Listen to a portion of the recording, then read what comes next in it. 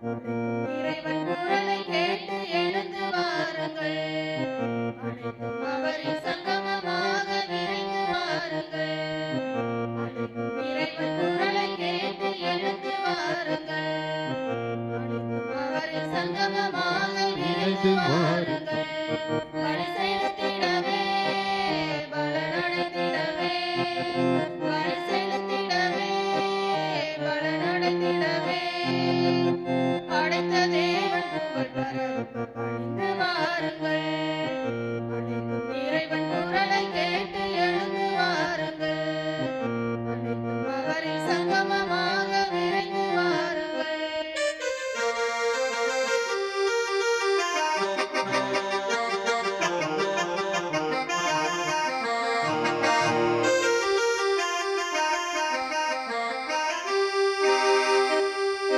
பாதை காட்டும் வாயிலாக இறைவன் அழைக்கின்றார்.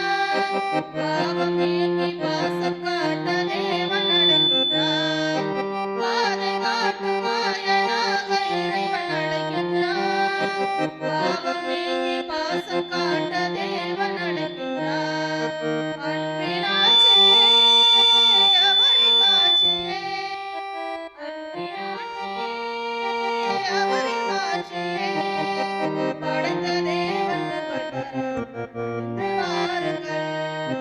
அனைத்தும் இறைவன் குரலை கேட்டு எழுந்து வாருங்கள். அனைத்தும் அவரின் சங்கமமாக விரைந்து வாருங்கள்.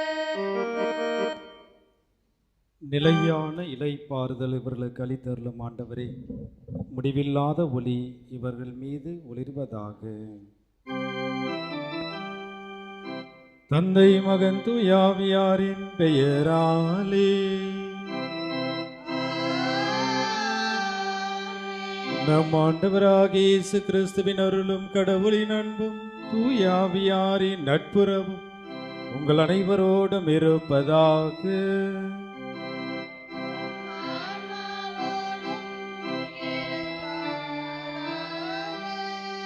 இயேசுவில் பிரியமான சகோதர சகோதரிகளே, இன்று அகில உலகம் முழுவதும் இறந்த ஆன்மாக்களுக்காக சிறப்பாக ஜெபிக்க நம் தாயாம் திருச்சபையானது அழைப்பு விடுக்கின்றது. நாம் ஒவ்வொருவரும் நம்ம குடும்பத்திலே மரித்த ஒவ்வொருவருக்கும் அந்த 1ஆம் ஆண்டு 2ஆம் ஆண்டு அந்த இறந்த நாளை நாம் நினைவு கூர்ந்து ஜெபிக்கின்றோம். இருப்பினும் எல்லோரும் இணைந்து நாம் ஜெபிக்கும் பொழுது, ஒன்றாக இணைந்து இறந்த ஆன்மாக்களுக்காக ஜெபிக்கும் பொழுது நம்முடைய ஆண்டவுடைய அருளும் ஆற்றலும் தொடர்ந்து எல்லோருக்கும் நிறைவாக கிடைக்கும் என்பதுதான் நம்முடைய தாயாம் திருச்சபையினுடைய மிகப்பெரிய ஒரு நம்பிக்கை, சிறிய ஒரு அறிவுரையாக நமக்கு உள்ளது. எனவே இன்றைய நாளிலே இறந்த ஆன்மாக்களுக்காக நாம் ஜெபிப்போம். நம் திருப்பலி கருத்தில் நாம் பேர்களை நாம் எழுதியிருந்தாலும் மீண்டும் ஒரு முறை நம் கண்களை மூடி நம் குடும்பத்திலே மரித்த நம்முடைய தாத்தா பாட்டி, பெற்றோர்கள், உடன்பிறப்புகள், நமக்கு வழிகாட்டிய அருட்தந்தையர்கள், அருட்சகோதரிகள், ஆசிரிய பெருமக்கள், ஆலய பணியாளர்கள், நம்மளோடு பணி செய்தவர்கள், தொழில் செய்தவர்கள், பயணம் செய்தவர்கள், அறிமுகமானவர்கள், பல்வேறு விபத்துக்கள், ஆபத்துக்கள், நோய் மற்றும் பிரச்சனையின் வழியாக இறந்தவர்கள் ஒவ்வொருவருக்காக நாம் ஜெபிப்போம். இறைவன் அவர்களுக்கு அந்த நிலையான, நிறைவான, முழுமையான இலைப்பாறுதலை தர வேண்டும்.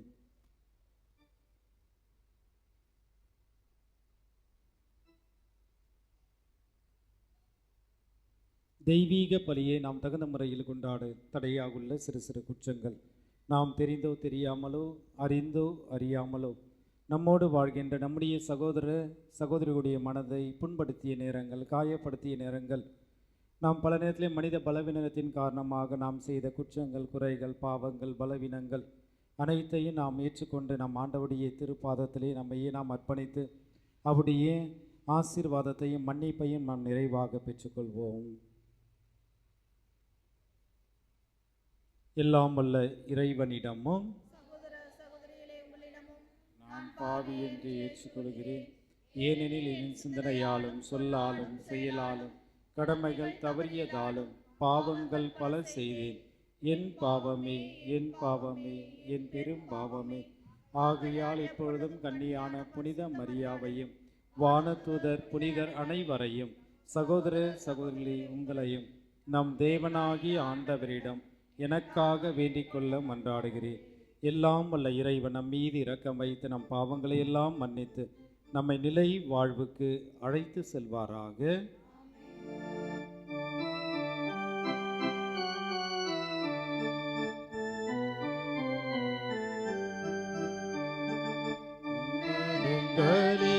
கடவுளுக்கு மாட்சி உண்டாகும்.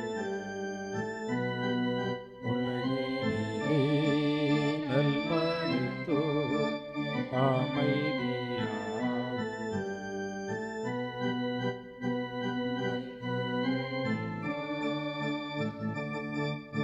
உம்மை வாழ்த்துகின்றோம். உம்மை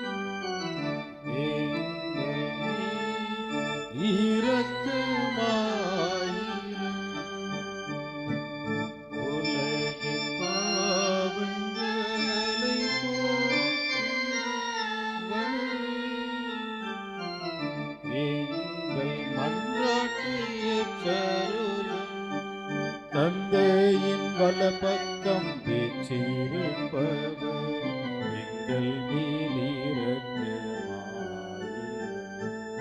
ஏனெனில் இயேசு நீர் ஒருவரே தூயவர், நீர் ஒருவரே ஆண்டவர், நீர் ஒருவரே உன்னத தூய ஆவியாரோடு தந்தையாகிய இறைவனின் ஆட்சியில் இருப்பவர் நீரே.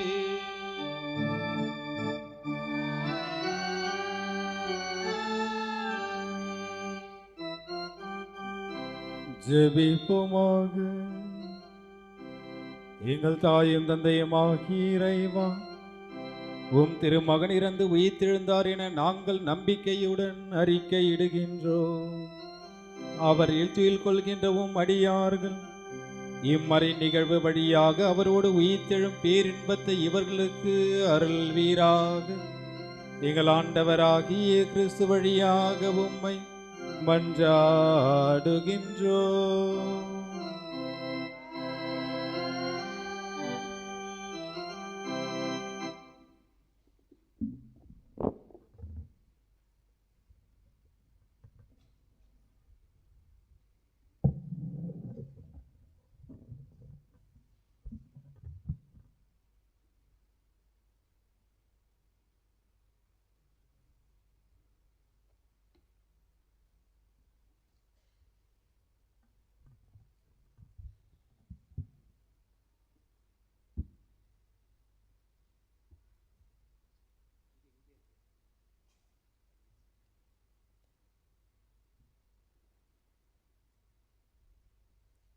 எரிபலி போல் அவர்களை ஏற்றுக்கொண்டார்.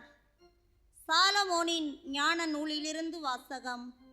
அதிகாரம் 3, இறை வார்த்தைகள் 1 முதல் 9 முடிய. சாலமோனின் ஞான நூலிலிருந்து வாசகம்.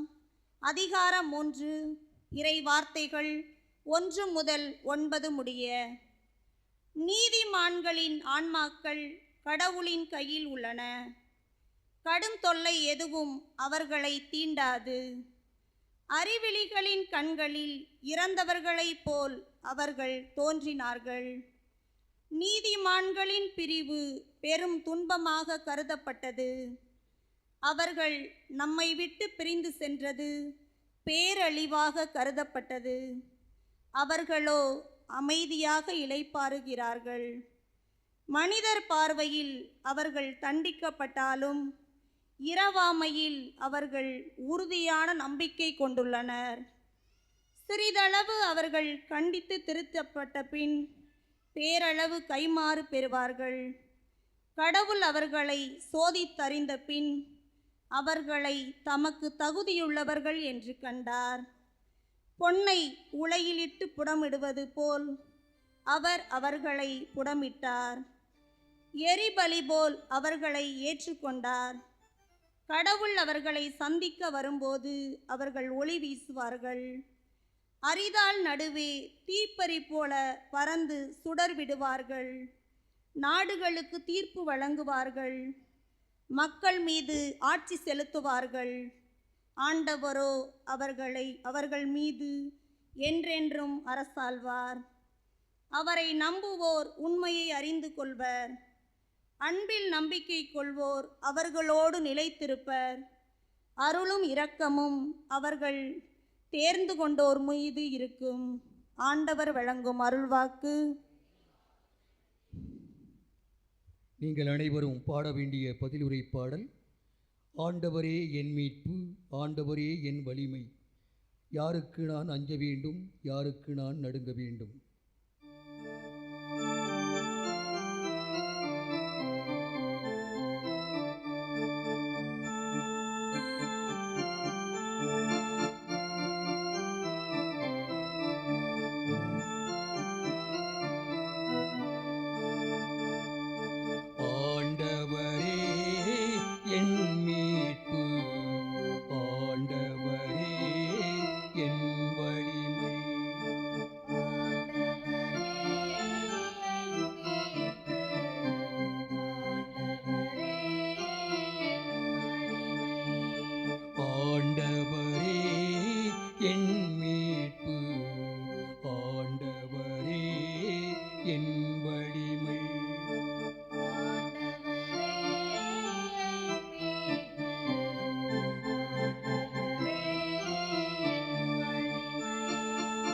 யாருக்கு நான் அஞ்ச வேண்டும், யாருக்கு நான் நடுங்க வேண்டும்.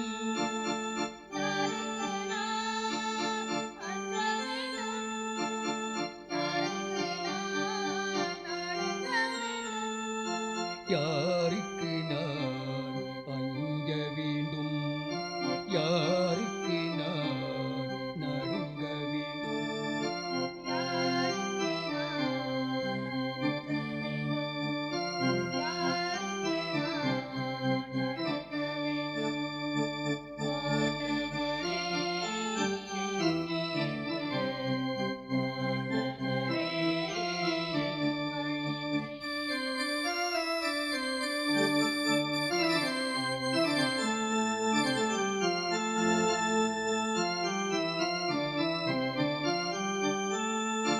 கேடு வரும் நாளில் அவர் என்னை கூடாரத்தில் மறைத்து வைப்பார்.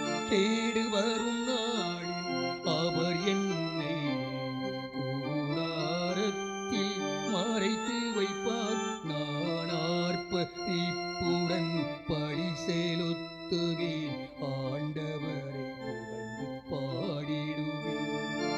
ஆர்ப்பரிப்புடன் பழி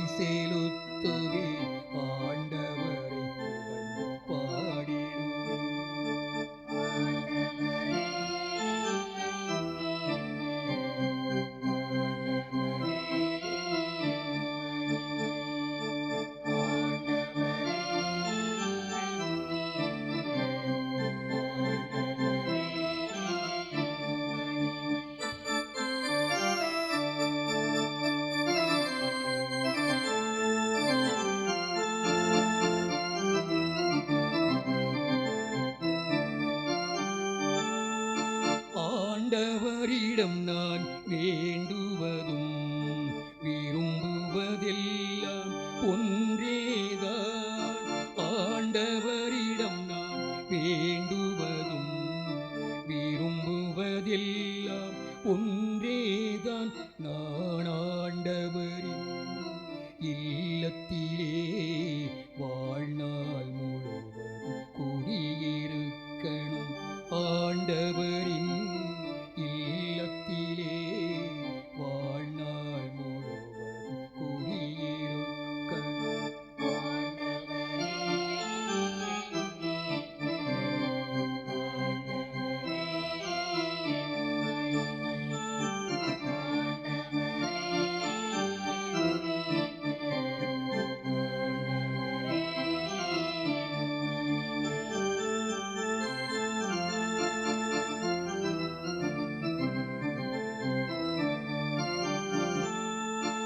ஆண்டவர் கரத்தை பிடித்துக் கொண்டேன், அவரது அன்பில் மூழ்கிவிட்டேன்.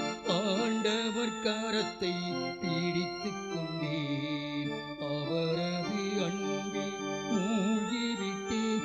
நான் பகைவரை மன்னித்து வாழ்ந்திடுவேன், பரமனின் அரசில் அமர்ந்திடுவேன்.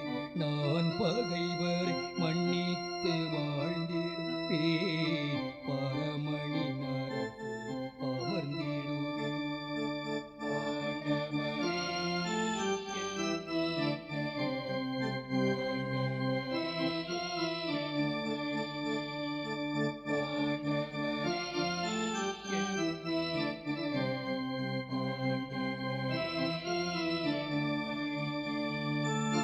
யாருக்கு நான் நடுங்க வேண்டும், யாருக்கு நான்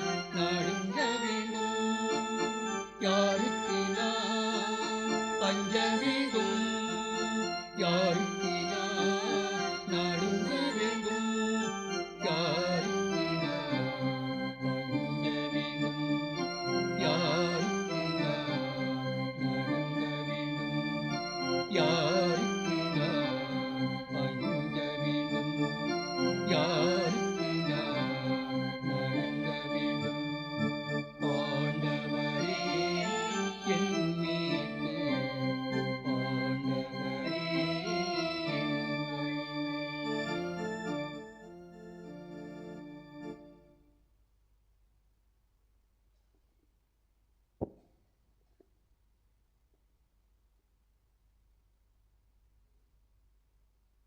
இரண்டாம் வாசகம்.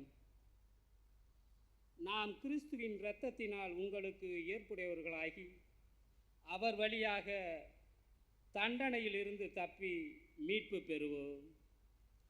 திருத்தூதர் பவுல் உரோமையருக்கு எழுதிய திருமுகத்திலிருந்து வாசகம். அதிகாரம் 5, இறை திருவசனங்கள் 5 தொடங்கி 11 முடிய. திருத்தூதர் பவுல் உரோமையருக்கு எழுதிய திருமுகத்திலிருந்து வாசகம். அதிகாரம் 5, இறை திருவசனங்கள் 5 தொடங்கி 11 முடிய. சகோதர சகோதரிகளே, ஒருபோதும் எதிர்நோக்கு ஒருபோதும் ஏமாற்றம் தராது. ஏனெனில் நாம் பெற்றுள்ள தூய ஆவியின் வழியாக கடவுளின் அன்பு நம் உள்ளங்களில் பொழியப்பட்டுள்ளது. நாம் இறைப்பற்றின்றி வலுவற்று இருந்தபோதே குறித்த காலம் வந்ததும் கிறிஸ்து நமக்காக தம் உயிரை கொடுத்தார். நேர்மையாளருக்காக ஒருவர் தம் உயிரை கொடுத்தலே அரிது. ஒருவேளை நல்லவர் ஒருவருக்காக யாரேனும் தம் உயிரை கொடுக்க துணியலாம். ஆனால் நாம் பாவிகளாய் இருந்தபோதே கிறிஸ்து நமக்காக தம் உயிரை கொடுத்தார். இவ்வாறு கடவுள் நம் மீது கொண்டுள்ள தம் அன்பை எடுத்து காட்டியுள்ளார். ஆகையால் இப்போது நாம் கிறிஸ்துவின் இரத்தத்தினால் கடவுளுக்கு ஏற்புடையவர்களாகி அவர் வழியாக தண்டனையிலிருந்து தப்பி மீட்பு பெறுவோம் என மிக உறுதியாய் நம்பலாம் அன்றோ. நாம் கடவுளுக்கு பகைவர்களாயிருந்தும் அவருடைய மகன் நமக்காக உயிரை கொடுத்ததால் கடவுளோடு ஒப்புரவாக்கப்பட்டுள்ளோம். அப்படியானால் ஒப்புரவாக்கப்பட்டுள்ள நாம் வாழும் அவர் மகன் வழியாகவே மீட்கப்படுவோம் என மிக உறுதியாய் நம்பலாம் அன்றோ? அது மட்டுமல்ல, இப்போது கடவுளோடு நம்மை ஒப்புரவாக்கியுள்ள நம் ஆண்டவர் இயேசு கிறிஸ்துவின் வழியாய் நாம் கடவுளோடு உறவு கொண்டு பெருமகிழ்ச்சி அடைகிறோம். இம்மகிழ்ச்சியை நமக்கு தருபவர் கடவுளே. இது ஆண்டவரின் அருள்வாக்கு.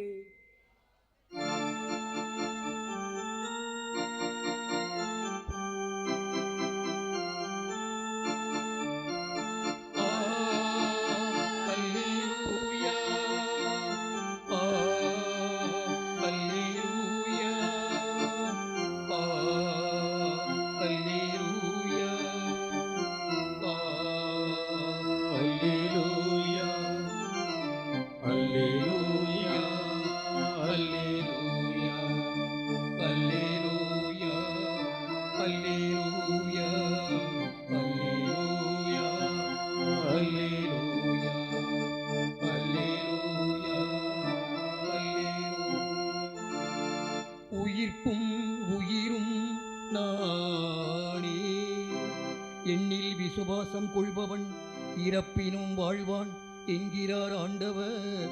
அல்லேலூயா அல்லேலூயா அல்லேலூயா அல்லேலூயா அல்லேலூயா அல்லேலூயா அல்லேலூயா.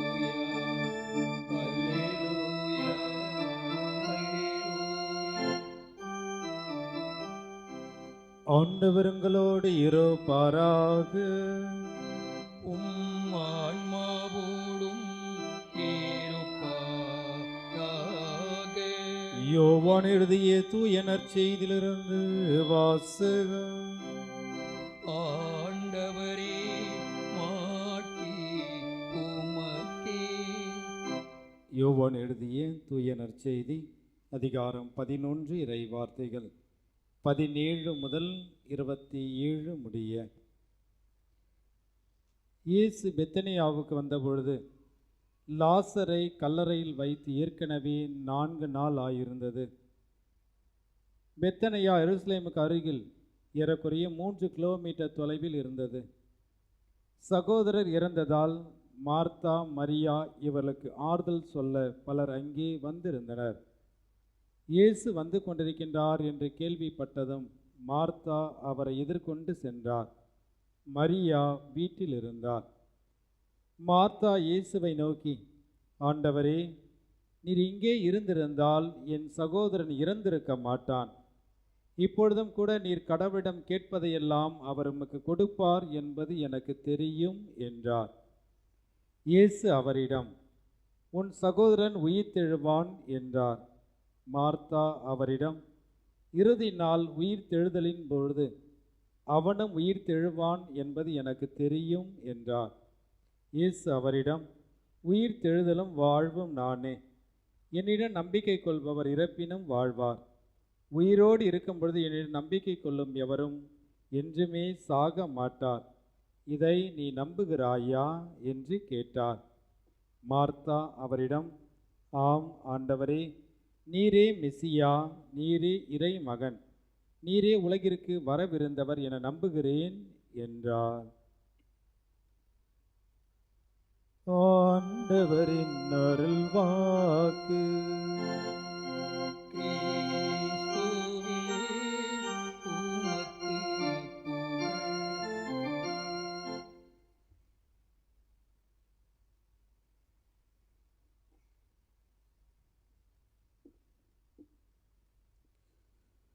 மரணம் வருவதை மனிதன் அறிவானோ? தருணம் இதுவென இறைவன் அழைப்பானோ? மனிதனே, நீ மண்ணாகவே இருக்கின்றாய், மண்ணுக்கு திரும்புவாய். மறவாதே மறவாதே மனிதனே. வீடு வரை உறவு, வீதி வரை மனைவி, காடு வரை பிள்ளை, கடைசி வரை செல்போன், லேப்டாப், சீரியல், டிவி. அப்படிதானே? அது மட்டும்தான் நமக்கு எப்பவுமே துணையாக இருக்குது. கடைசி வரைக்கும் யாருமே துணையாக இருக்க மாட்டுறாங்க. அது ஒன்று தான் நமக்கு. சரி, வாழ்ந்தவர் கோடி, மரித்தவர் கோடி, மக்கள் மனதில் நிற்பவர் யார்? இது இவ்வாறாக பல மனிதர்கள் தங்களுடைய வாழ்க்கையிலே அனுபவித்ததை, இறப்பு என்பதை யாராலையும் தடுக்க முடியாது, கடவுள் கொடுத்தார், அவர் எடுத்துக்கொண்டார் என்கின்ற அந்த மனநிலையிலே இறப்பை பற்றி பல்வேறு கவிஞர்களும் அறிஞர்களும் பேராசிரியர்களும் பற்றி சொல்லும் பொழுது இவ்வாறாக ஒவ்வொன்றாக அந்த இறப்பை தங்களுடைய புரிதலின் வழியாக நாமும் புரிய வேண்டும் என்று பல்வேறு நிலைகளில் நமக்கு வெளிப்படுத்துகின்றார்கள். கிறிஸ்தவர்களாகிய நமக்கு இறப்பு என்று ஒன்று கிடையாது. மாறாக நம்முடைய வாழ்க்கையானது மாற்றம் பெறுகிறது. இந்த மண்ணுலகிலிருந்து விண்ணுலகிற்கு மாற்றம் பெறுகிறது. இந்துக்கள் என்ன சொல்லுவாங்கன்னா ஜென்மம், மறு ஜென்மம். ஆனால் நமக்கு மறு வாழ்வு, நிலை வாழ்வு, நிறை வாழ்வு, முழுமையான வாழ்வு, அமைதியும் ஒளியும் நிறைந்த அந்த இடம், அதுதான் விண்ணகம். அதான் புனித பவுலடியார் மிக தெளிவாக சொல்கின்றார், விண்ணகம்தான் நம்முடைய தாய் நாடு, தாய் வீடு. அதுதான் நம்முடைய நாம் அனைவரும் இந்த மண்ணுலகிலே ஒரு திரு பயணிகள். விண்ணக வாழ்வை நோக்கி, நிறை வாழ்வை நோக்கி நாம் ஒரு திரு பயணிகளாக நாம் இருக்கின்றோம் என்பதுதான் இன்றைய நாள் நமக்கு சிந்திக்க அழைக்கின்றது. கல்லறை திருவிழா ஏறக்குறைய நம்மோடு வாழ்ந்து மரித்தவர்கள், நம்மோடு பயணம் செய்தவர்கள், உண்டவர்கள், குடித்தவர்கள், உரையாடியவர்கள், விளையாடியவர்கள், வேலை செய்தவர்கள், ஆனால் நமக்கு முன்பாக இறை பாதம் சென்ற அந்த அனைத்து ஆன்மாக்கள், உறவுகள், நட்புகள் ஒவ்வொருவரையும் நாம் நினைவு கூர்ந்து சிறப்பாக அவங்களுக்காக நாம் ஜெபிக்க நாம் இங்கே கடமைப்பட்டவர்களாக ஒன்று கூடியிருக்கின்றோம். இந்த இறப்பை பற்றி மேலும் நாம் ஆழமாக அதிகமாக சிந்திக்கும் பொழுது மாவீரன் அலெக்சாண்டர் தன்னுடைய வாழ்க்கையிலே இந்த இறப்பை பற்றி மிக தெளிவாக உழைக்குகின்றார்.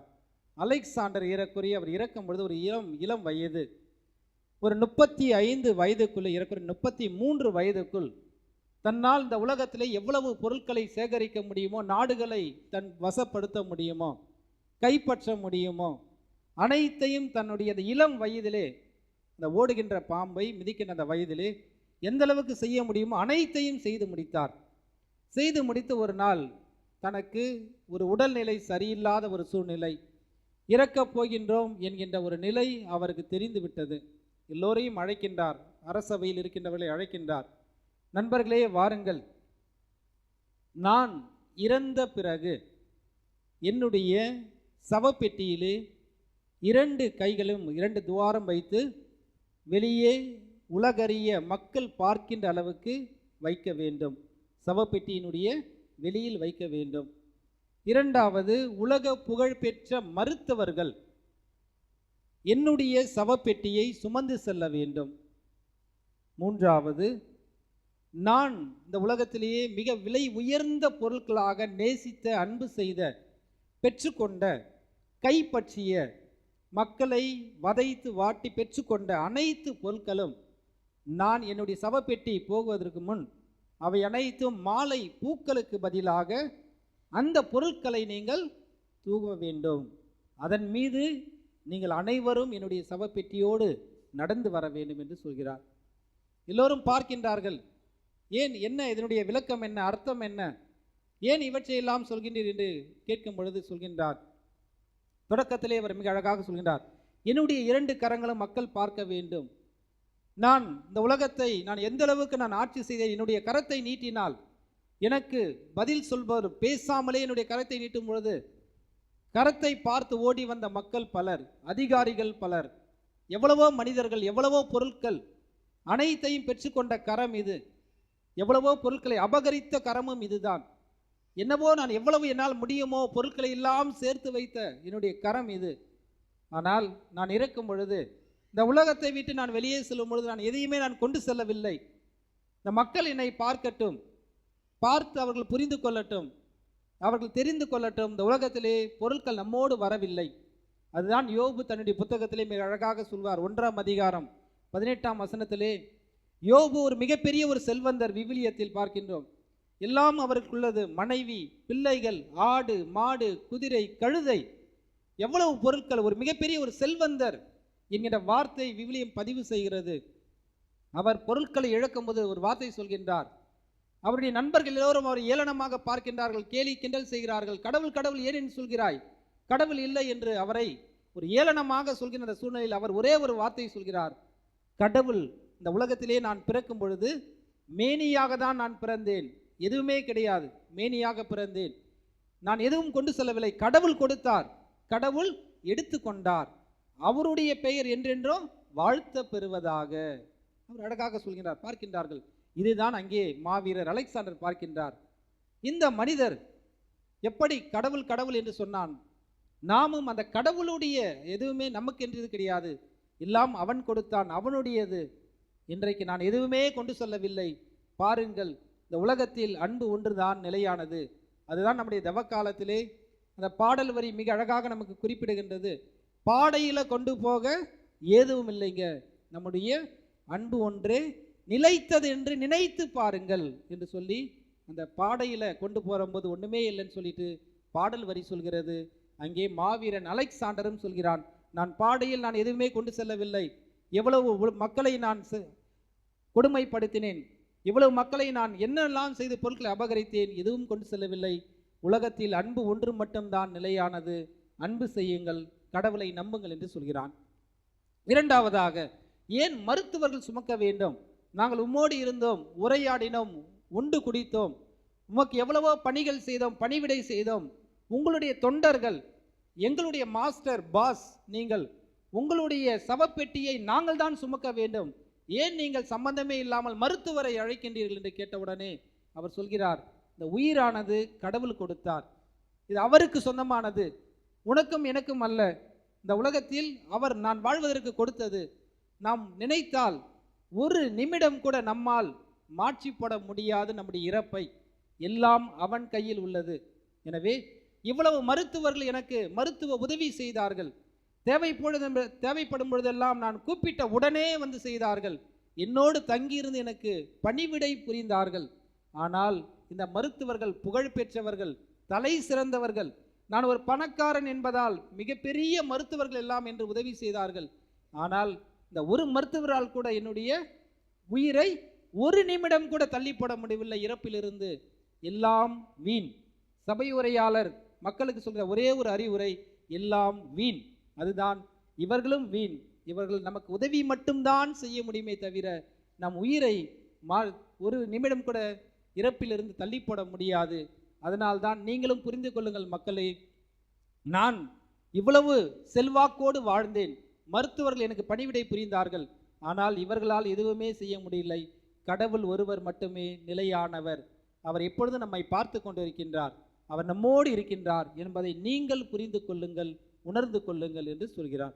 சரி, மூன்றாவதாக, ஏன் நீங்கள் அதிகமாக நேசித்த அன்பு செய்த விலை உயர்ந்த பொருட்களாகிய அந்த தங்கம், நகை, வெள்ளி மற்றும் நீங்கள் அன்பு செய்த பொருட்களை எல்லாம் ஏன் நீங்கள் சவப்பெட்டிக்கு முன் அதை கீழே போட சொல்லி அதன் மீது நடந்து வர சொல்கிறீர், ஏன் என்று கேட்ட உடனே சொல்கிறார், நான் கொடுக்கலாம், நீங்கள் எனக்கு கண்டிப்பாக ஒரு விசுவாசிகளாக இருப்பீர்கள், இறக்கும் வரை என்னை நினைத்து கொண்டே இருப்பீர்கள், எந்த விதமான சந்தேகமும் கிடையாது, இதனால் நீங்கள் பயனடைவீர்கள், எந்த விதமான சந்தேகமும் கிடையாது, மகிழ்வீர்கள், ஒவ்வொரு நாளும் இதை பார்க்கும் பொழுது என் பெயரை நீங்கள் போற்றுவீர்கள், புகழ்வீர்கள், எனக்கு எல்லாம் தெரியும். ஆனால் பிரியமானவர்களே, இந்த பொருளும் வீண் என்பதை நீங்கள் புரிந்து கொள்ள வேண்டும் என்பதற்காக தான் இவற்றை நான் கீழே போட சொல்லி அதன் மீது நடந்து போக சொல்கிறேன்.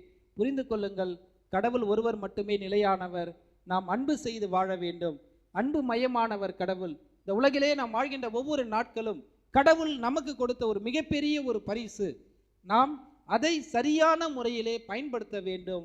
பயன்படுத்துங்கள். இந்த பொருட்கள் நம்மோடு வரவில்லை, எனவே மனிதர்களை நேசியுங்கள், பொருட்களை பயன்படுத்துங்கள். ஆனால் இன்றைய காலகட்டத்திலே மனிதர்களை பயன்படுத்துகிறார்கள், பொருட்களை நேசிக்கின்றார்கள். அது அப்படியல்ல. நாம் என்ன செய்ய வேண்டும்? மனிதர்களை நேசிக்க வேண்டும், பொருட்களை நாம் பயன்படுத்த வேண்டும் என்பதுதான் அவர் இன்று நமக்கு நினைவூட்டுகின்ற ஒரு மிக பெரிய ஒரு சிந்தனையாகவும் உள்ளது. பிரியமானவர்களே, இவ்வாறாக மனிதனுடைய அந்த பிறப்பிலிருந்து இறப்பு வரை எவ்வளவோ நாம் வாழ்க்கையிலே சந்தித்து கொண்டிருக்கின்றோம். கடவுளுடைய கொடைகளால் நாம் நிரப்பப்படுகின்றோம். அந்த கடவுளுடைய கொடை நமக்கு உதவியாக உள்ளது. எனவேதான் நம்முடைய வாழ்விலே நாம் இந்த மண்ணகத்தை கடவுள் கொடுத்த கொடையால் நம்மையே அலங்கரிக்க வேண்டும். கடவுள் கொடுத்த கொடை அன்பு, அமைதி, சமாதானம், விட்டு கொடுத்தல், ஏற்றுக்கொள்ளுதல், உறவை மையப்படுத்தி வாழ்தல். நம் உறவுகள் எப்பொழுது மேம்பட வேண்டும். இறை மனித உறவில் நாம் ஒவ்வொரு நாளும் வாழ வேண்டும். ஏனோ தானம் என்று அல்ல, கடவுள் கொடுத்த இந்த வாழ்க்கையை நான் ஒவ்வொரு நாளும் அனுபவிக்க வேண்டும். நம்முடைய துன்பங்களாலும் துயரங்களாலும் அல்ல, மகிழ்ச்சியோடு நாம் வாழ வேண்டிய காலங்கள் இது. ஏன் என்று அதுதான் நாம் பார்க்கும் பொழுது கடவுள் கொடுத்த கொடைகளால் நாம் அலங்கரிக்க வேண்டும். நகை அல்ல, உடை அல்ல, பொருள் அல்ல, பந்தா பாவனைகள் அல்ல, நம்முடைய பதவியினால் அல்ல, மாறாக கடவுள் கொடுத்த அவருடைய விழுமியங்களான அன்பு, அமைதி, சமாதானம், மன்னிப்பு, ஏற்றுக்கொள்ளுதல், விட்டு கொடுத்தல், இவற்றில் என்னை நான் அலங்கரிக்கும் பொழுது இறந்த நான் உயிர் வாழ்கின்றேன். வாழ்ந்தவர் கோடி, மரித்தவர் கோடி, மக்கள் மனதில் நிற்பவர் யார்? இன்றைக்கு யார் யாரெல்லாம் நினைவு கூறுகின்றோம்? எல்லோரையும் நாம் நினைவு கூறுவது அல்ல, ஏதோ ஒரு சிலர் மட்டும்தான். ஏதோ ஒரு சிலரை மட்டும் இன்றும் நாம் நினைவு கூறுகின்றோம். அவர்களுக்காக நாம் திருப்பலி நிறைவேற்றுகின்றோம். எவ்வளவு மனிதர்களை நாம் சந்தித்து இருக்கின்றோம், பார்த்திருக்கின்றோம்.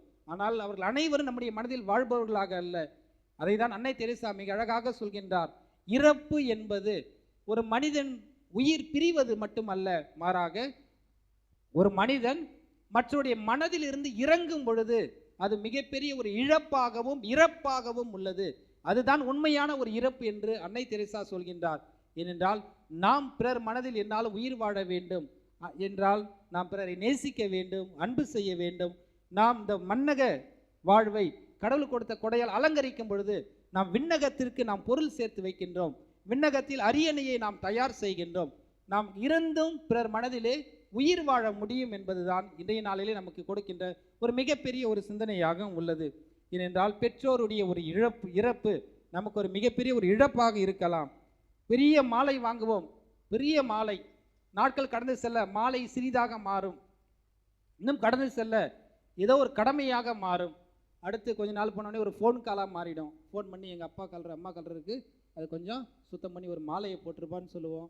அதுவும் கடந்து சென்று விட்டால் மறந்துவிடும். அது நம்மோடு முடிந்து விடும். நம்முடைய பிள்ளைகள் தெரியாது. இன்றைக்கி எத்தனை கல்லறையை போய் பாருங்கள், சுத்தம் பண்ண கூட ஆள் கிடையாது, அப்படியே வெறும் சிலுவு மட்டும் இருக்குது. அது போன்ற நிலைமை பல நேரத்தில் நமக்கு மத்தியிலே உருவாகுகின்றது. அன்று சிறிய வீடு, பெரிய குடும்பம், 10 பிள்ளைகள், ஒரு தாய் 10 பிள்ளைகளை கவனித்தாள். ஆனால் இன்று 10 பிள்ளைகள், ஒரு தாயை கூட, ஒரே ஒரு தாயை கவனிக்க முடியாத ஒரு சூழ்நிலை மன்னக வாழ்விலே.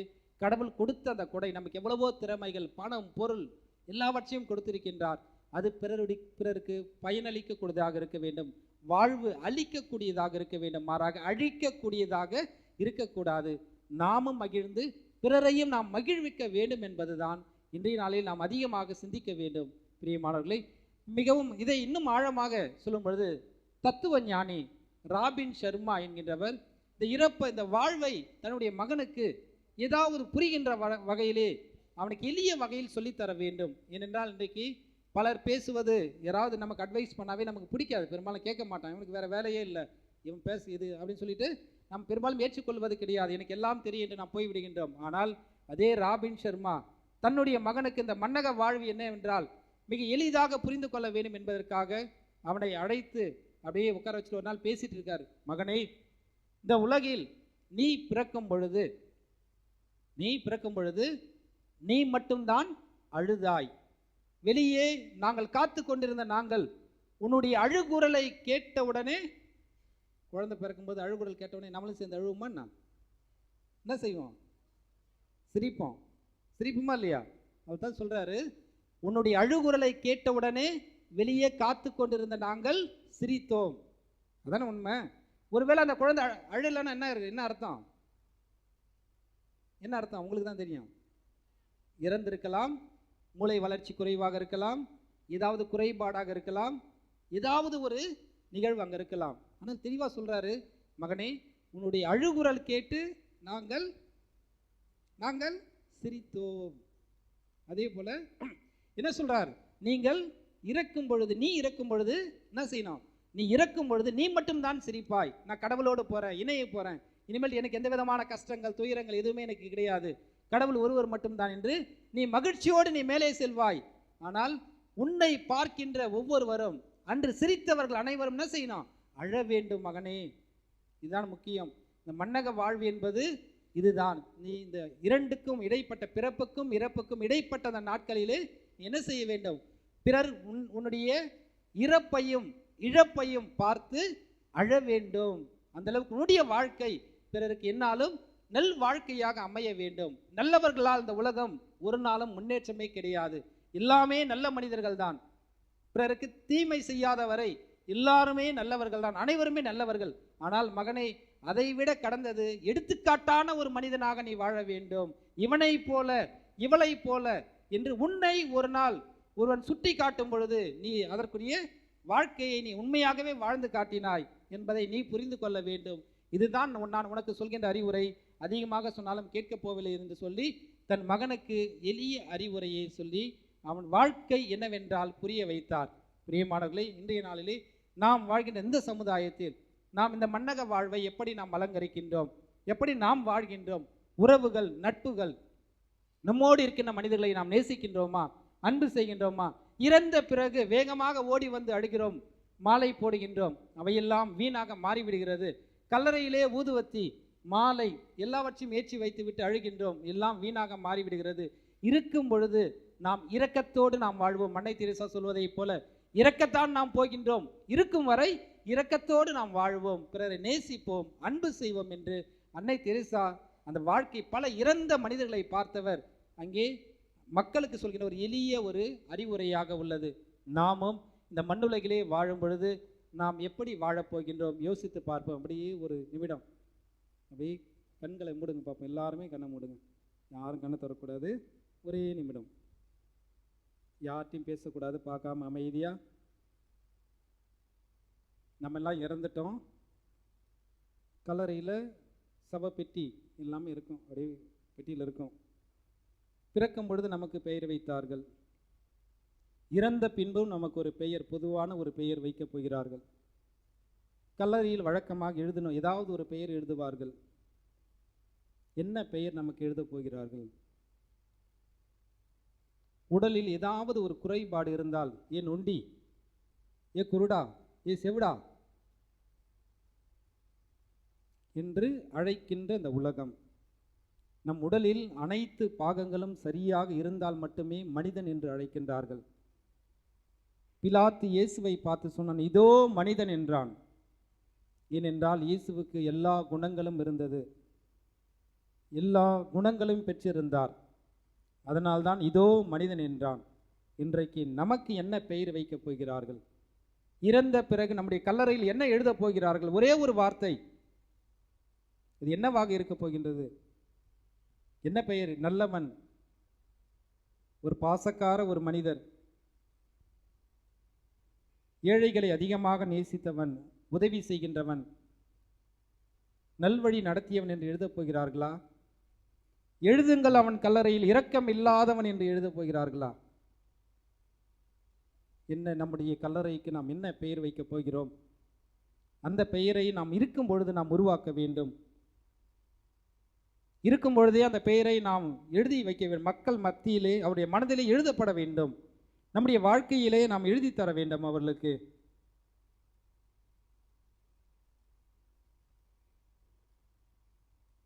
சிந்தித்து பார்ப்போம், முயற்சி செய்வோம். நம்முடைய மன்னக வாழ்வில் இறந்த பிறகு என்ன பெயர் எழுதப் போகிறார்கள் நம் கல்லறையில் என்பதை சிந்தித்து அதற்கான அந்த வாழ்க்கையை வாழ முயற்சி செய்வோம். இறுதியாக ஒரு சிறிய ஒரு வீட்டு பாடம், வாத்தியாருங்க மட்டும்தான், டீச்சருங்க மட்டும்தான் வீட்டு பாடம் கொடுப்பீங்களா? நாங்களாம் ஒரு வீட்டு பாடம் கொடுக்கலான்னு ஒரு ஆசை. நமக்கு தெரிந்த ஒரு மனிதரை நீங்கள் தேர்ந்தெடுங்கள். நம்மோடு வாழ்ந்து மரித்த ஒரு மனிதர், நம்மோடு வாழ்ந்து மரித்த ஒரு மனிதர், நமக்கு அதிகமாக பிடித்தமான ஒரு மனிதர், நாம் அதிகமாக நேசித்த ஒரு மனிதர்.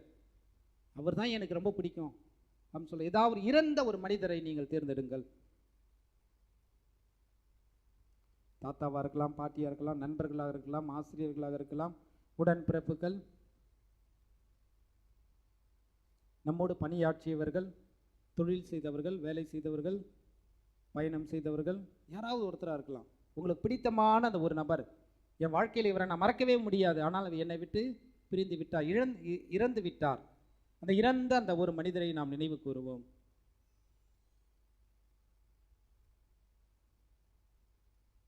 அந்த மனிதரிடம் காணப்பட்ட ஏதாவது ஒரு நல்ல பண்பு உங்களுக்கு பிடிக்கும் இல்லையா? சரி, இந்த பேரை சொன்னாவே இந்த ஒரு பண்பு, அந்த ஒரு பண்பை தேர்ந்தெடுங்கள். அந்த ஒரு பண்பு, அந்த ஒரு பண்பை நாமும் பின்பற்றுவோம். இறந்த அந்த நபர், அந்த மனிதர் நம் வழியாக உயிர் வாழ்கின்றார். அதை நாம் வழக்கமாக சொல்லுவோம் இல்லையா? வீட்டில் பாரு, அவங்க தாத்தா போலவே இருக்கான், பாட்டி போலவே. தாத்தாவும் பாட்டியும் இல்லை, அவருடைய குணநலத்தை நாம் இங்கே குறிப்பிட்டு காட்டுகின்றோம். இறந்த அவர்கள் நம் வழியாக இந்த உலகில் உயிர் வாழ்ந்து கொண்டிருக்கின்றார்கள். எனவே பிரியமானவர்களே, இந்த ஒரு சிறிய வீட்டு பாடத்தை நாம் கல்லறைக்கு செல்லும் வரை பின்பற்ற வேண்டும். ஒரு நாள் அல்ல, 2 நாள் அல்ல, நாம் கல்லறைக்கு செல்லும் வரை நாம் பின்பற்ற வேண்டும். இதை பின்பற்றும் பொழுது நம்மை பார்த்து நம்மை யாராவது ஒருவர் அடையாளப்படுத்துவார்கள், இவர் இப்படி வாழ்ந்தார் என்று அடையாளப்படுத்துவார்கள். எனவே நாம் தொடர்ந்து ஜெபிப்போம். இந்த மன்னக வாழ்வானது ஏதோ ஒரு குறிப்பிட்ட காலம் மட்டுமே. போட்டியும் பொறாமையும் நிறைந்த அந்த உலகிலே நாம் அன்பை நாம் விதைப்போம். நாம் அன்பை நாம் விதைக்கும் பொழுது கட்டாயம் ஆண்டவருடைய அருளும் ஆட்சி நமக்கு அதிகமாக கிடைக்கும். சின்னம் சிறிய என் சகோதர சகோதரி செய்ததெல்லாம் எனக்கே நீங்கள் செய்தீர்கள். நன்மை செய்தால் நன்மை நமக்கு கிடைக்கும், தீமை செய்தால் தீமை நமக்கு கிடைக்கும். எனவே நாம் தொடர்ந்து ஜெபிப்போம். மரித்த ஆன்மாக்களுக்கு இறைவன் நித்திலே பாட்சி அளிக்கவும், அந்த பிரிவால் வாடுகின்ற ஒவ்வொருவருக்கும் இறைவன் தாமே இழப்பை ஈடு செய்ய அருள் புரிய தொடர்ந்து இந்த தெய்வீக பலியிலே நாம் முழுமையாக பங்கு கொண்டு மன்றாடுவோம். ஆமீன். அனைவரும் எழுந்து நிற்போம்.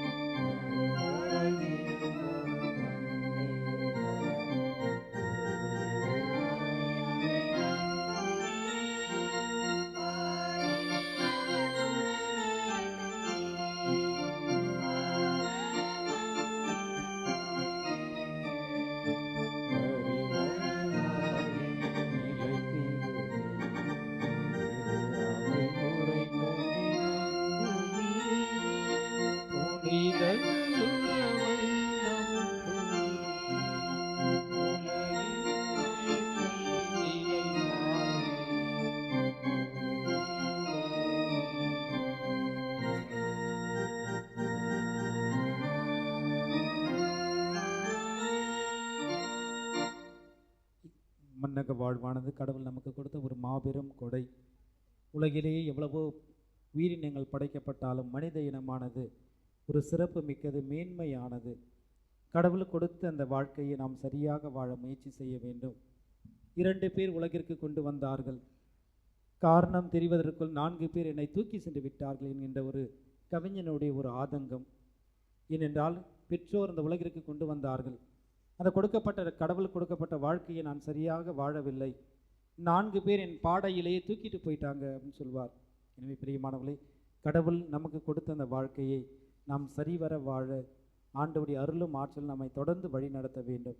எனவே கேளுங்கள் உங்களுக்கு கொடுக்கப்படும் என்ற நம் ஆண்டவர் இயேசுவிடம் நம்பிக்கையோடு நாம் நம்முடைய விண்ணப்பங்களை எல்லாம் நம்முடைய திருப்பாதத்திலே சமர்ப்பித்து மன்றாடுவோம். முடிவில்லாத பேரின்பமே இறைவா, தூய கத்தோலிக்க திருச்சபையில் திருத்தந்தையர்களாக, ஆயர்களாக, குருக்களாக, துறவியர்களாக, பொது நிலையினராக பணியாற்றி இறந்து போன அனைவருக்கும் உமது வான் வீட்டில் இடம் கொடுத்தரல வேண்டுமென்று இறைவா உம்மை மன்றாடுகின்றோம். மன்றாட்டை கேட்டருளும். வாழ்வின் ஊற்றே இறைவா, இவ்வுலகில் எம்மோடு வாழ்ந்து இறந்து போன எமது பெற்றோர்கள், சகோதர சகோதரிகள், உறவினர்கள் அனைவரையும் உன் பாதத்தில் சமர்ப்பிக்கின்றோம். இவர்கள் இவ்வுலக வாழ்க்கையில் புரிந்த நன்மைகளை மாத்திரம் கடைக்கண் நோக்கி நித்திய இளைப்பாற்றினை தந்தருள வேண்டுமென்று இறைவா உம்மை மன்றாடுகின்றோம். ஆண்டவரே, எங்கள் மன்றாட்டை கேட்டருளும். விண்ணுலக வாழ்க்கையை நோக்கி பயணம் செய்யும் நாம் உமது பிள்ளைகளாக நாம் ஒவ்வொருவரும் ஒரே எதிர்நோக்கோடு இறுதி வரைக்கும் நல்ல காரியங்களை செய்து அவற்றின் மூலமாக உம்மால் ஆசீர் பெற்ற மக்களாக உம்மிடம் வந்து சேர வரம் தர வேண்டும் என்று இறைவா உம்மை மன்றாடுகிறோம். ஆண்டவரே, எங்கள் மன்றாட்டை கேட்டருளும். வாழ்வளிக்கும் வல்லலே இறைவா, எமது தாய் நாட்டில் ஏற்பட்ட யுத்தம் மற்றும் சுனாமி போன்ற இயற்கை அனர்த்தம் ஆகியவற்றின் மூலமாக நாம் எமது உறவுகள் பலரை இழந்த நிலையில் இன்றும் அவர்களுக்காக கண்ணீரோடு உம்மிடம் வேண்டி அவர்களுக்கும் ஆன்ம அமைதியை தந்தருள வேண்டுமென்று இறைவா உம்மை மன்றாடுகின்றோம். கருணையின் இறைவா, இவ்வுலகில் போர்கள், விபத்துக்கள் மற்றும் தாக்குதல்கள் மனிதர்களின் அகோரத்தனத்தால் தனது உயிரை இழந்தவர்கள், தனக்கு தெரிந்தவர்கள் மற்றும் தெரியாத ஆன்மாக்கள் அனைவரும் இறைவனின் மாட்சியில் வந்து சேரும் அருளை தந்தருள வேண்டுமென்று இறைவா உம்மை மன்றாடுகின்றோம். ஆண்டவரே, எங்கள் மன்றாட்டை கேட்டேன். ஜெபிப்போமாக. உயிர்ப்பும் உயிரும் நானே, எனில் விசுவாசம் கொள்பவன் இறப்பினும் உயிர் வாழ்வன் என்னுடைய எங்கள் அன்பு ஆண்டவரே, மதித்த ஆன்மாக்களை நினைவு கூறுகின்ற இன்றைய நாளிலே எங்களை விட்டு பிரிந்து சென்ற எங்களுடைய தாத்தா, பாட்டி, பெற்றோர்கள், உடன்பிறப்புகள், எங்களுக்கு வழிகாட்டிய ஆசிரிய பெருமக்கள், அருட்தந்தையர்கள், அருட்சகோதரிகள், எங்களோடு பணி செய்தவர்கள், பயணம் செய்தவர்கள் ஒவ்வொருவரையும் நாங்கள் நினைவு கூறுகின்றோம். நீதாமே அவர்கள் இந்த உலகிலே வாழும் பொழுது தெரிந்தோ தெரியாமலோ செய்த குற்றங்கள், குறைகள், பாவங்களையெல்லாம் மன்னித்து அதற்குரிய தண்டனையெல்லாம் குறைத்து நிலை வாழ்வு, நிறை வாழ்வு, அமைதியும் ஒளியும் நிறைந்த அந்த இடத்திலே அவர்களுக்கு இடமளிக்க நாங்கள் உம்மை கெஞ்சி கேட்கின்றோம். ஆண்டவரே, சுமை சுமர்ந்து சோர்ந்திருப்போர் எல்லோரும் என்னிடம் வாருங்கள் என்பதை உங்களுடைய அன்பு தந்தையே, பல்வேறு கஷ்டங்களோடு, துயரங்களோடு, வேதனைகளோடு, கண்ணீரோடு, கஷ்டங்களோடு இந்த வளர்ந்து சின்னப்பருடைய இந்த அருள் தலத்தை, திருத்தலத்தை நாடி தேடி நம்பிக்கையோடு ஓடி வந்துள்ள ஒவ்வொருவருடைய விண்ணப்பங்களையும் கனிவாய் நீ செவி சாய்ப்பீராக. நீதாமே எங்கள் உற்ற துணையாக நின்று எங்களை நல்வழி நடத்தி நாங்கள் நலமோடு, வளமோடு, மகிழ்வோடு, ஒற்றுமையாக வாழ்ந்து உம்முடைய அன்பை அதிகமாக சுவைத்து நாங்களும் மகிழ்ந்து பிறரையும் மகிழ்விக்கக்கூடிய ஆசீர்வாதத்தை எங்களுக்கு நிறைவாக நீ தந்தருளும். எங்கள் ஆண்டவராகிய கிறிஸ்து வழியாக உம்மை மன்றாடுகின்றோம்.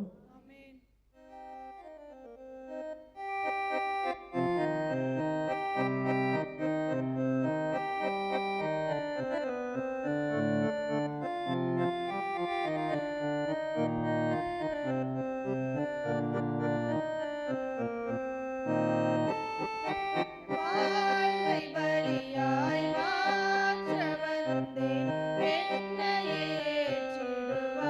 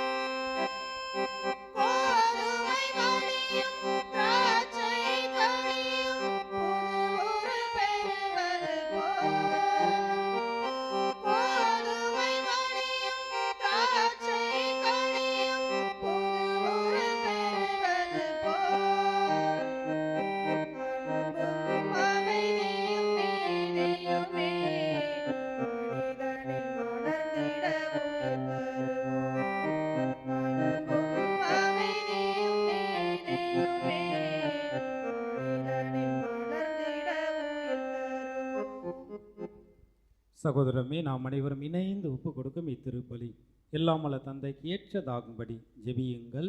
ஆண்டவர் தம் திருப்பெயரின் புகழ்ச்சிக்காகவும் ஆட்சிக்காகவும் நமது நன்மைக்காகவும் உமது திரு அவையின் அனைத்து நலனுக்காகவும் உமது கையினின்று இப்பலியை ஏற்றுக்கொள்வாராக. பேரிரக்கமுள்ள இறைவா, உம்மடியார்களின் மீட்புக்காக நாங்கள் திருமண் கொண்டு வந்துள்ள எங்கள் எளிய காணிக்கைகளை தயவாய் கண்ணோக்கி அருளும். இவர்களும் உம்முடைய திருமகனை தம் அன்பார்ந்த மீட்பராக தயக்கமின்றி ஏற்றுக்கொண்டதால் அவரையே தம் இரக்கமுள்ள நடுவராக எதிர்கொள்ள இவர்களுக்கு அருள்வீராக. எங்கள் ஆண்டவராகிய கிறிஸ்து வழியாக உம்மை மன்றாடுகின்றோ.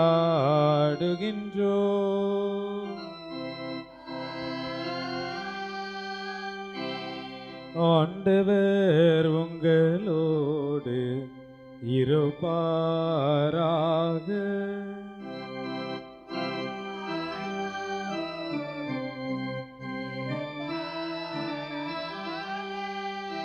இதயங்களை ஆண்டவரிடம் எழுப்புங்கள்.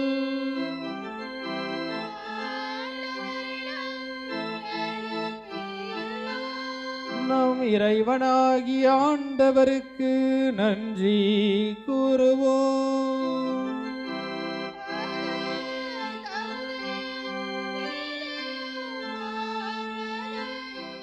ஆண்டவரே, தூயவரான தந்தை, என்றுமல்ல எல்லாம் வல்ல இறைவா, எங்கள் ஆண்டவராகிய கிறிஸ்து வழியாக என்னாலும் இவ்விடத்திலும் நாங்கள் உமக்கு நன்றி செலுத்துவது மெய்யாகவே தகுதியும் நீதியும் ஆகும்.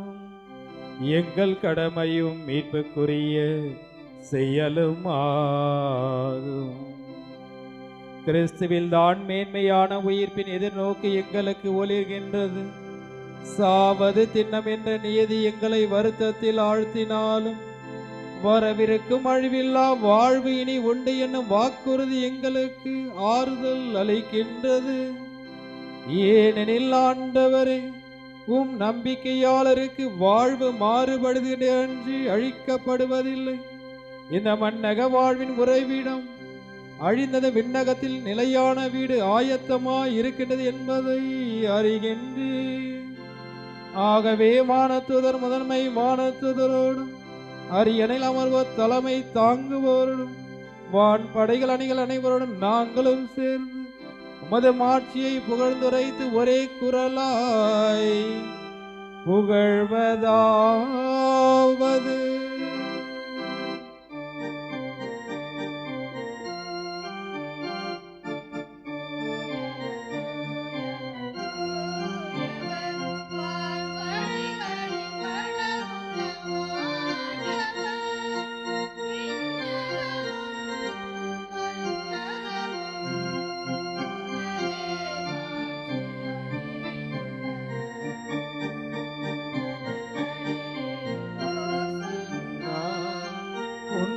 உன்னதங்களிலே ஓசன்னா, ஆண்டவர் பெயரால் வருகிறவர், ஆசி பெற்றவர்.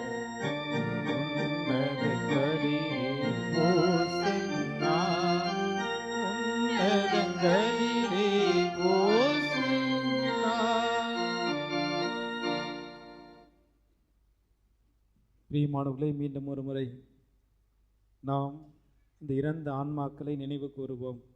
நம்முடைய தாத்தா, பாட்டி, பெற்றோர்கள், உடன் பிறப்புகள், பிள்ளைகள், வழிகாட்டியே அருட்தந்தையர்கள், ஆசிரிய பெருமக்கள், ஆலய பணியாளர்கள், நம்மளோடு பணி செய்தவர்கள், பயணம் செய்தவர்கள், தொழில் செய்தவர்கள், தெரிந்தவர்கள், ஒவ்வொருவரையும் நாம் மீண்டும் ஒரு முறை நினைவு கூறுவோம்.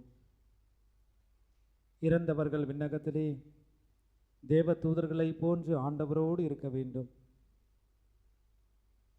ஆபிரகாம் மடியிலே லாசர் மகிழ்ந்ததைப் போல இறந்த இவர்களும் அவருடைய மடியிலே மகிழ வேண்டும். இந்த நிறைவாழ்வு நிலை வாழ்வை அனுபவிக்க வேண்டும், பெற்றுக்கொள்ள வேண்டும். நாம் ஜெபிப்போம். இறைவன் தொடர்ந்து அவருடைய குற்றங்களை எல்லாம் மன்னிக்க வேண்டும். தண்டனையை குறைக்க வேண்டும். யாரும் நினையாத ஆன்மாக்கள், உத்தரைக்கு நிலத்திலே வேதனைப்படுகின்ற ஆன்மாக்கள், மாசில்லா குழந்தைகள் ஒவ்வொருவருக்காகவும் நாம் ஜெபிப்போம். இறந்தவர்களுக்கு நம்முடைய சிறிய ஜெபம் கட்டாயம் அவர்களுக்கு ஒரு மிகப்பெரிய ஒரு உதவியாக இருக்கும். மன்றாடுவோம். ஆண்டவரே, நீர் மெய்யாகவே தூயவர், தூய்மை அனைத்திற்கும் ஊற்று. ஆகவே உம்முடைய தூய ஆவியை பொழிந்தி காணிக்கைகளை தூய்மைப்படுத்த உம்மை வேண்டுகின்றோம். இவ்வாறு எங்கள் ஆண்டவர் இயேசு கிறிஸ்துவின் திருவுடலும் திரு இரத்தவுமாக எங்களுக்கு இவை மாறுவனவாக. அவர் பாடுபட மனமு வந்து தம்மை கையளித்த போது அப்பத்தை எடுத்து நன்றி செலுத்தி அதை பெற்று தம் சீடருக்கு அளித்து அவர் கூறியதாவது: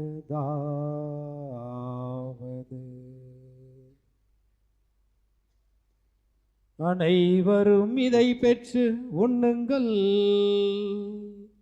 ஏனெனில் இது உங்களுக்காக கையளிக்கப்படும் என் உடல்.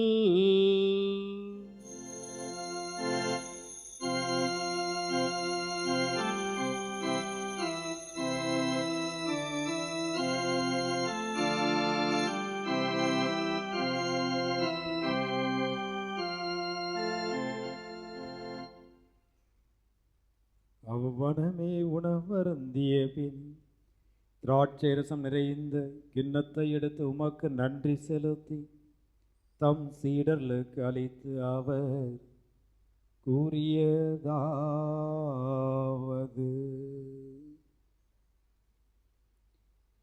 அனைவரும் இதை பெற்று பருகுங்கள், ஏனெனில் இது உங்களுக்காக கையளிக்கப்படும் என் இரத்தம்.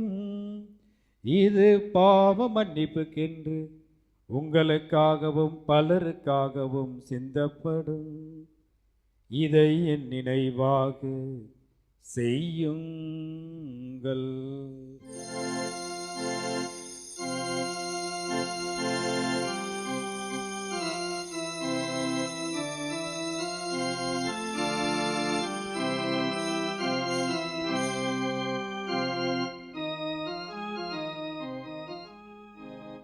நம்பிக்கையின் மறை பொருள்.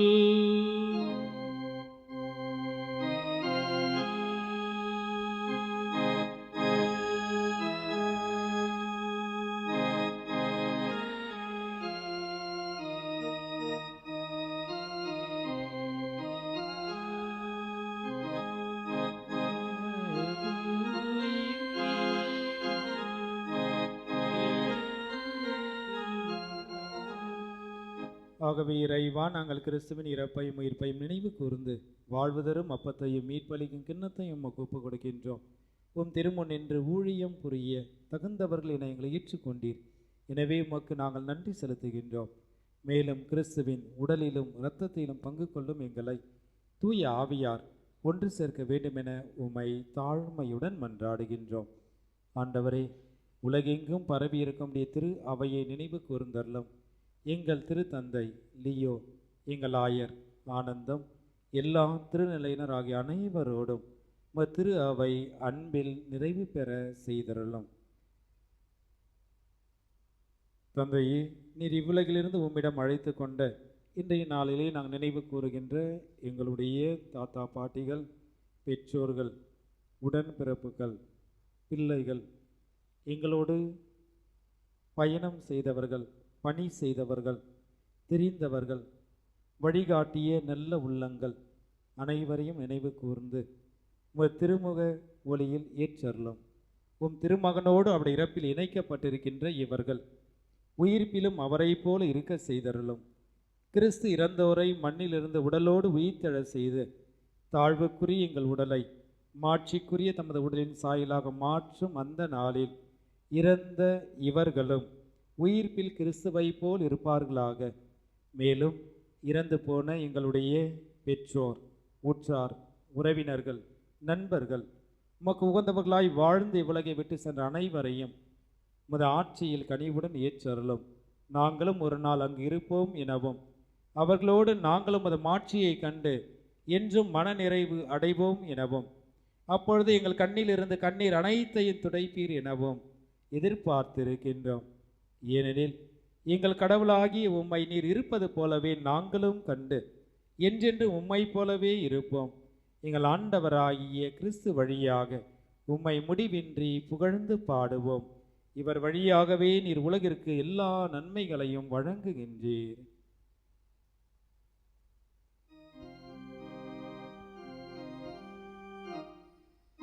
இவர் வழியாக இவரோடு இவரில் எல்லாம் வல்ல இறைவனாகிய தந்தையே, தூயாவியாரின் ஒன்றிப்பில் எல்லா புகழும் ஆட்சியும் என்றென்றும் உமக்கே உரியதே.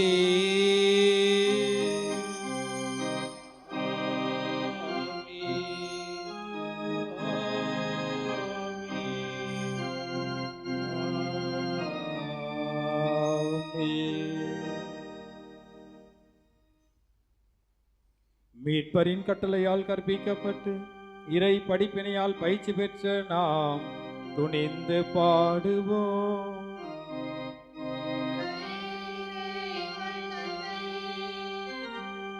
உமது பெயர் தூயது என போற்றப் பெறுக. உமது ஆட்சி வருக.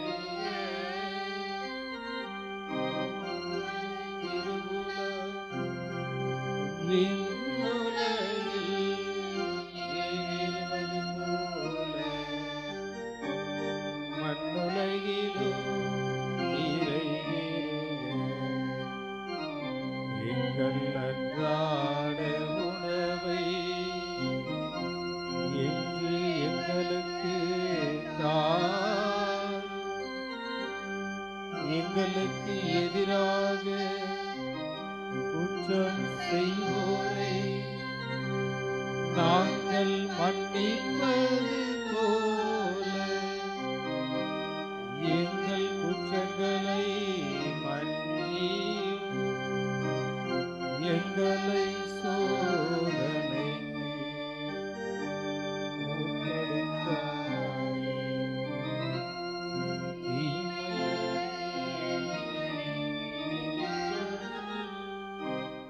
ஆண்டவரே, எங்களை வாட்டி வதைக்கின்ற தீமைகள், தீராத நோய்கள், மனநோய்கள், கடன் சுமைகள் அனைத்திலிருந்தும் எங்களை விடுவித்து எங்கள் வாழ்நாளில் அமைதியை கனிவுடன் அருள உம்மை மன்றாடுகின்றோம்.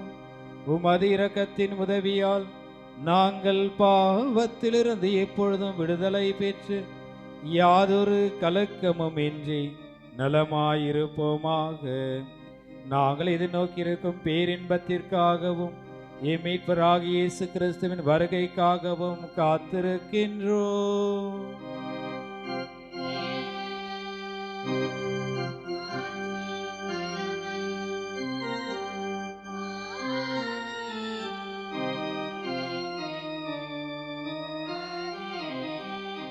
ஆண்டவரே இயேசு கிறிஸ்துவே, அமைதியை உங்களுக்கு விட்டு செல்கிறேன், என் அமைதியே உங்களுக்கு அளிக்கின்ற நம்முடைய திரு தூதர்களுக்கு மொழிந்தீரே. எங்களுடைய பாவங்கள், குற்றங்கள், குறைகள், பலவீனங்கள் அனைத்தையும் பாராமல் நாங்களும் மீது வைக்கின்ற எங்கள் நம்பிக்கையை நீர் கண்ணோக்கி எங்களுக்கும் எங்கள் குடும்பத்திற்கும் அமைதியும் ஒற்றுமையும் சமாதானத்தையும் அளித்தருள்வீராக. என்றென்று வாழ்ந்து ஆட்சி செய்கின்றவர் நீரே.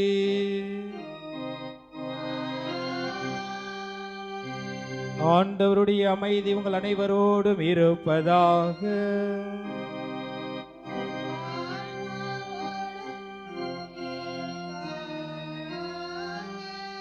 நம் ஆண்டவர் விட்டு சென்ற அமைதியும் சமாதானத்தையும் ஒருவர் மற்றோடு பகிர்ந்து மகிழ்வோம். சமாதானம்.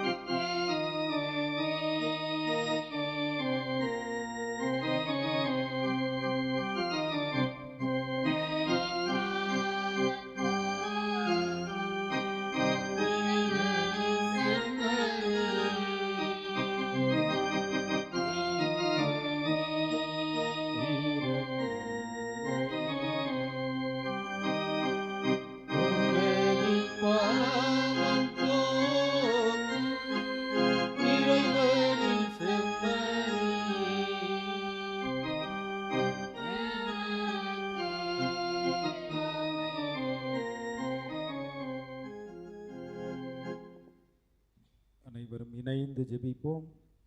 ஆண்டவரே இயேசு கிறிஸ்துவே,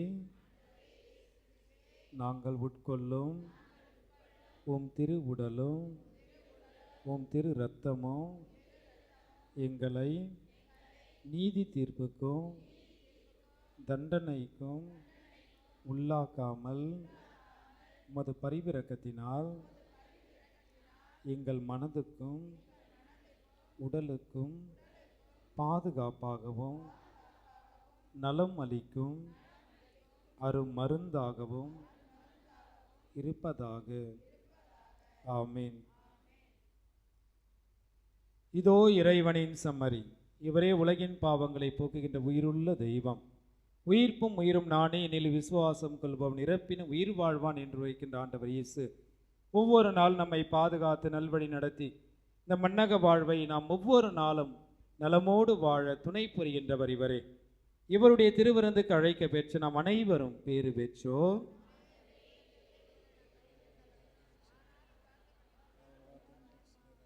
நலமடையும்.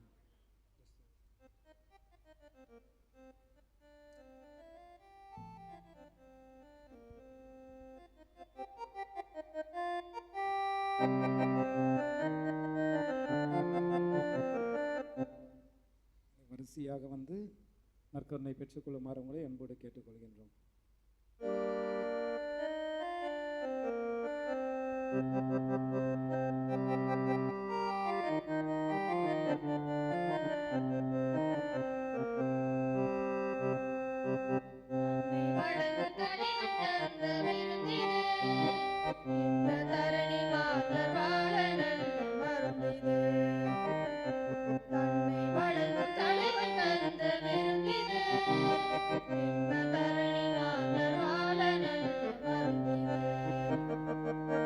உள்ளங்களில் ஆட்சி செய்ய வந்தது நாளும்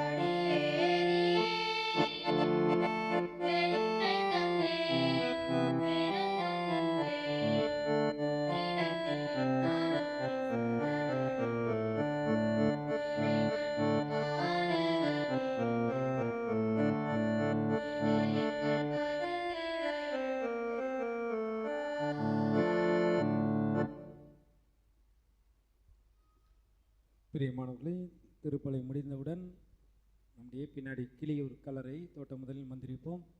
இரண்டாவது மருதவயல், மூன்றாவது கொடுங்காவயல். ஏறக்குறைய காலையில் முதல் திருப்பலி திடக்கோட்டை. திருப்பலி முடிந்தவுடனே எல்லாருமே கல்லறைக்கு வந்தாங்க, ரொம்ப சந்தோஷம். இரண்டாவது திருப்பலி இருமதி. திருப்பலி முடிந்த பின்பு நான் மட்டும்தான் கல்லறைக்கு போனேன், வேறு யாருமே வரல. அது இன்னும் ரொம்ப சந்தோஷம். மூன்றாவது நீங்கள் தான் முடிவு பண்ண, நான் எதுவும் சொல்லலை, யாரையுமே நான் கட்டாயப்படுத்தலை. இது உங்களுடைய கல்லறை, உங்களுடைய மூதாதையருக்கு நீங்கள் செய்கின்ற மரியாதை. ஏன்னா காலையிலேருந்து 5 மணிலேருந்து ஒரு வழி ஆகிட்டு, நான் ஒரு டீ கூட சாப்பிடல, அந்தளவுக்கு நேரம் இல்லாமல் அப்படியே ரவுண்டில் போயிட்டே இருக்கோம். கல்லறை மந்திரிக்கு வரும்பொழுது முடிந்த அளவுக்கு அனைவரும் இருந்தால் நலமாக இருக்கும். நீங்கள் 3 மணிக்கு நல்ல நேரம் கெட்ட நேரம் பார்த்து போங்க, தப்பு இல்லை, அது உங்களுடையது. சாமியார் வரப்போ கல்லறையில் இருந்தால் எங்களுக்கு அது ஒரு ஆர்வமாக இருக்கும், பரவாயில்ல, நாங்கள் எந்த அளவுக்கு முயற்சி செய்கிறோமோ நீங்களும் உங்களுடைய பங்களிப்பும் நல்லாயிருக்கும், சரியா? அதனால் நான் கட்டாயப்படுத்தலை, உங்களுடைய விருப்பம். வீட்டில் போய் எல்லாருமே அமைதியாக உட்காந்துடாதீங்க. நான் ஃபஸ்ட்டு கிளியூர், இரண்டாவது மருதவயல், மூன்றாவது கொடுங்க. ஏன்னா எங்கள் பக்கத்தில் வீடு இருக்கிறதுனால நீங்கள் வீட்டில் கூட இருக்கலாம், நாங்கள் வரும்போது தகவல் கொடுப்பாங்க. அதுக்கடுத்து எல்லாருமே கல்லறைக்கு வந்தால் நலமாக இருக்கும். சரி, இன்றைய நாளிலே பிஸ்கட் வழக்கமாக நம்முடைய ஆலயத்தில் ஞாயிறு திருப்பலிக்கு ஏதாவது ஒரு உணவுப் பொருள் கொடுத்து கொண்டிருக்கின்றீர்கள், மிக்க மகிழ்ச்சி. இந்த வாரமும் ஆனால் பெரிய கூட்டமாக இருக்குது, பிஸ்கெட்டு இருக்குமா? சரி, ஓகே, சந்தோஷம். பிஸ்கெட் கொடுத்தவர்கள் ராம் நகரை சேர்ந்த அல்ஃபோன்ஸ் அனஸ்தாஸ் குடும்பத்தினர், மரிய ஜெயபால், சங்கீதா, மரிய யாஜிஸ்பால் இந்த குடும்பத்தாருக்கு நம்முடைய ஜெபங்களையும் வாழ்த்துக்களையும் கரவலையும் மூலம் நம்ம இன்னும் ஒரு முறை தெரிவித்துக் கொள்வோம். பிரியமானவர்களே, கல்லறை அதே இந்த சொன்ன ஹோம்ஒர்க் எவ்வளோ நாளைக்கு? நாம் கல்லறைக்கு செல்லும் வரை நீங்களே தெரிந்து கொள்ளுங்கள். ஏதாவது ஒரு மனிதர் உங்களுடைய வாழ்க்கையிலே மிக பிடித்தமானவர், அவரிடம் காணப்பட்ட ஒரு நல்ல பண்பை எடுத்து நாம் பின்பற்றுவோம்.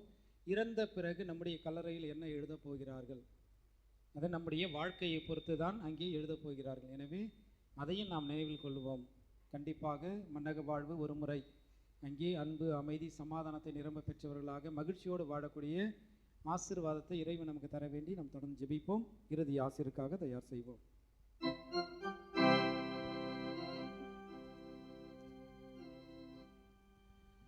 ஜெபிப்போமாக.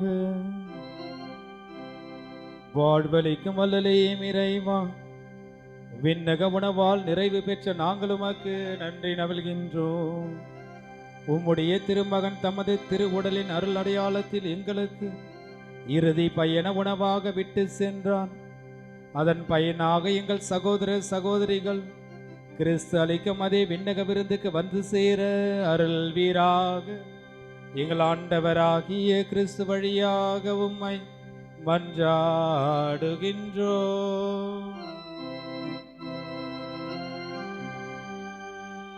ஆண்டவர் உங்களோடு இருப்பாராக.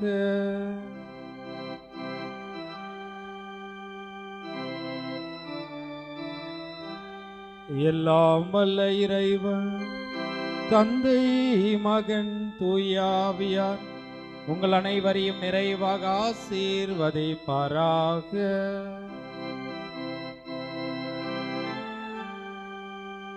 கிறிஸ்துவில் அன்பிலும் அன்னை மரியாவின் பரிந்துரையிலும் சென்று வாழுங்கள். திருப்பலி நிறைவேறிற்று.